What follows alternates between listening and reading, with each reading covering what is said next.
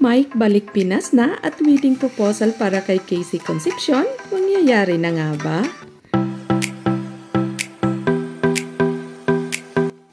Balik Pinas na ang boyfriend ngayon ni Casey Concepcion na si Mike mga ka-showbiz tokes, kaya marami na naman ang masaya dahil hindi totoo ang bali-balita na hiwalay na ang dalawang ito.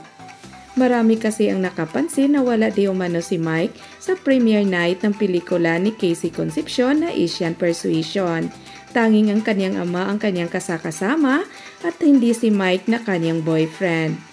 Well, kung matatandaan natin mga ka-showbiz tokes ay pumunta pa talaga si Mike sa Amerika para samahan si Casey Concepcion noong mag-premiere ang pelikula nitong Asian Persuasion sa Soho Film Festival sa New York. At mismong si Sharon ngayon mga ka-showbiz tokes ang nagkwento na ang kanyang anak ay doon magsiselebrate ng Pasko kasama ang kanyang ama sa bahay nito.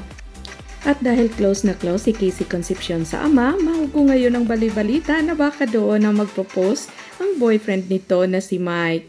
Nasa edad na si Casey Concepcion mga ka-showbiz tokes at maging ang boyfriend nito na si Mike at sana ay wag nang patagalin pa ng dalawang ito ang paglagay sa tahimik para magkaroon pa sila at makahabol pa ng isang anak.